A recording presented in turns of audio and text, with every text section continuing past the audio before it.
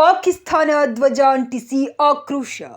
ಕಾಶ್ಮೀರದಲ್ಲಿ ಉಗ್ರರ ಅಟ್ಟಹಾಸಕ್ಕೆ ನಾಗರಿಕರ ಸಾವು ಹಿನ್ನೆಲೆ ಕಲಬುರಗಿಯಲ್ಲಿ ಪಾಕಿಸ್ತಾನದ ಧ್ವಜದ ಭಾವಚಿತ್ರವಿರೋ ಫೋಟೋ ಅಂಟಿಸಿದ ಬಜರಂಗ ದಳದ ಯುವಕರು ಆಕ್ರೋಶ ವ್ಯಕ್ತಪಡಿಸಿದರು. ಶುಕ್ರವಾರ ನಗರದ ಜಗತ್ ವೃತ್ತದ ಬಳಿ ರಸ್ತೆ ಮಧ್ಯೆ ಪಾಕ್ ಧ್ವಜದ ಭಾವಚಿತ್ರಗಳನ್ನು ಅಂಟಿಸುತ್ತಿರೋ ಯುವಕರು ಪಾಕಿಸ್ತಾನಕ್ಕೆ ತಕ್ಕ ಪಾಠ ಕಲಿಸಬೇಕೆಂದು ಕಿಡಿಕಾರಿದರು. ಈ ವೇಳೆ ಮಧ್ಯಪ್ರವೇಶಿಸಿ ಪೊಲೀಸರು ಯುವಕರನ್ನ ತಡೆದು 6 ಜನರನ್ನು ಬಂಧಿಸಿದ್ದಾರೆ.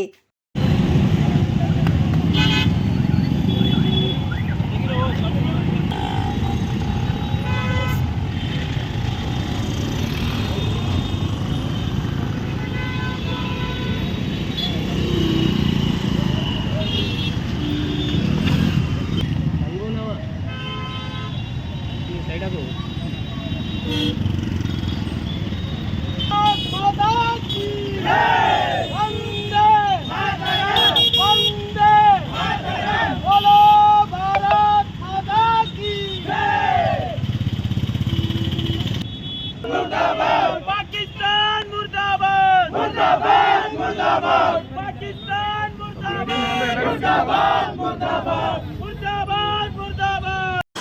ಜಮ್ಮು ಕಾಶ್ಮೀರಿನ ಪಹಲ್ಗಾಮಲ್ಲಿ ನಡೆದ ಒಂದು ಘಟನೆ ಹಿನ್ನೆಲೆಯಲ್ಲಿ ವಿವಿಧ ಸಂಘಟನೆಗಳು ನಾನಾ ರೀತಿಯ ಒಂದು ಪ್ರೊಟೆಸ್ಟನ್ನು ಮಾಡ್ತಾ ಇದ್ದಾರೆ.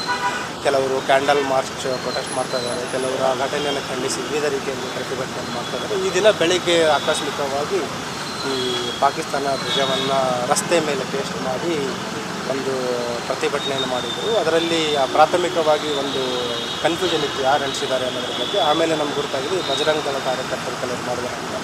ಅವರನ್ನು ಈಗ ವಶಕ್ಕೆ ಪಡೆದು ವಿಚಾರಣೆ ಮಾಡ್ತಾ ಇದ್ದೀವಿ. ದೇ ಹ್ಯಾವ್ ಡನ್ ಏನು ಒಂದು ಘಟನೆ ಇದೆ ಅದಕ್ಕೆ ಒಂದು ಪ್ರತಿಭಟನೆಯಾಗಿ ಪಾಕಿಸ್ತಾನ ವಿರುದ್ಧ ಪ್ರತಿಭಟನೆಯನ್ನು ಮಾಡಿರೋದು ತಿಳಿದಿದೆ.